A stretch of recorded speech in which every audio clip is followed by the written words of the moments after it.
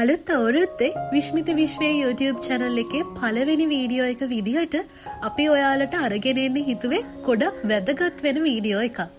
ඒ තමයි අපේ පෞරුෂය නැති කරන අපිට කොහේ හරි ගියොත් අනාරක්ෂිතභාවයක් ඇති කරන බඩ වැඩිකම ගැන කතා කරන්න.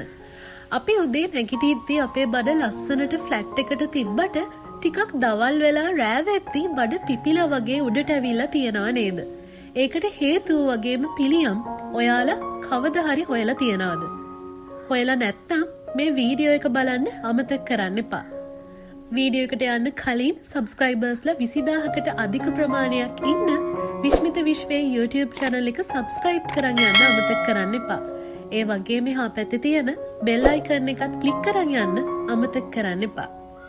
උදේට බඩ පැතලි, රෑ වෙද්දි පැලුමක් වගේ පිපිලද? ඔයාටත් මේ දේ වෙනවා නම් උදේට ඇඳේ ඉඳන් බහිනකොට බඩ හරි ලස්සනට පැතලියට තියනවා. හැබැයි දවල් දවස වෙද්දි, හවස් වෙද්දි ඔයාගේ බඩ ඉස්සරහට ඇවිල්ලා හිර වෙලා හරියට මාස 4ක බබෙක් හම්බෙන්න ඉන්නා වගේ පේනවද?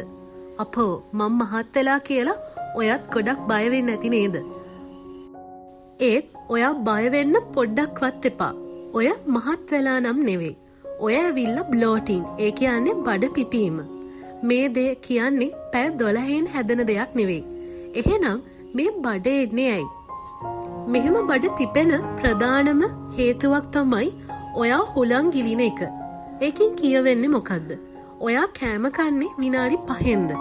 හපන්නේ නැතුව හදිසියෙන් කෑම ගිලිනකොට ඔයා කෑම එක්කම ලොකු හුලම් ප්‍රමාණයක් බඩට යවනවා.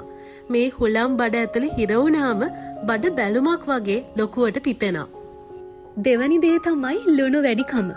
කොත්තු ෆ්‍රයිඩ් රයිස් පැකට් කෑම කෑව දවසට ඔයාට වගේ බඩ පිපෙනවා වැඩි නේද? ඒ කෑමවල ලුණු ගතිය වැඩි. ලුණු වැඩි වුණාම අපේ ශරීරය වතුර අල්ලගෙන ඉන්නවා. එතකොට බඩ ඉදිමෙනවා. ගෑස් හැදෙන කෑම ආහාරයට ගැනීම. අපි කන සමහර ගුණදායක කෑම වලිනොත් ගෑස් හැදෙන්න පුළුවන්. උදාහරණයක් විදිහට ගත්තොත් පරිප්පු, කඩල, කව්පි ගෝවා මේවා කෑවම බඩ පිපෙනවා නම් උයන්න කලින් පැය ගාණක් වතුර දාලා තියලා උයන්න ගන්න. ඒ වගේම තමයි මලබද්ධය. ඔයා දවස් ගාණකින් টয়ලට් ගියේ නැත්තම් බඩ ඇතුලේ දිරවපු කෑම පිරීලා එතකොට අලුතින් කන කෑම වලට බඩේ ඉඩක් නැහනේ. එතකොට බඩ ඉස්සරහට නෙරලා එනවා. ස්පාර්ක්ලින් වෝටර්, සෝඩා ඒව බොන්න යන්න එපා.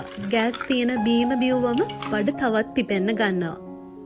අපි කොහොමද එතකොට බ්ලෝටින් අඩු කරගන්නේ? ඔයා කෑම කද්දි හොඳට හපලා කන්න. කෑම වේල කන්න අවම විනාඩි 15ක්වත් ගන්න. ඒ වගේම කට හොඳින් වහගෙන හපන්න. ඒ වගේම හොඳට වතුර බොන්න. බඩ පිපුණාම වතුර බොන්න අමාරුයි තමයි. ඒත් වතුර බිව්වම තමයි අර වැඩිපුර තියෙන ලුණු ටික හේදිලා යන්නේ. ඒ වගේම හොඳින් ඇවිදින්න. කෑවට පස්සේ අවම වශයෙන් විනාඩි 10ක්වත් හොඳින් ඇවිදින්න. එතකොට බඩේ තියෙන හුලන් ටික එළියට යන්න උදව් වෙනවා. ඔය තියන්නේ මහත නෙවෙයි. හුලන් සහ වතුර. නිවැරදි පුරුදු වලින් අපිට ඔය බැලුම හුලන් යවන්න පුළුවන්. එහෙනම් මේ වගේ වීඩියෝස් තවත් බලන්න විශ්මිත විශ්වයේ YouTube channel එක subscribe කරලා තියාගන්න. ඊළඟ වීඩියෝ එක අරගෙන ඉක්මනට මෙනකන් ඔයාලා හැමෝම පරිස්සමෙන් ඉන්න.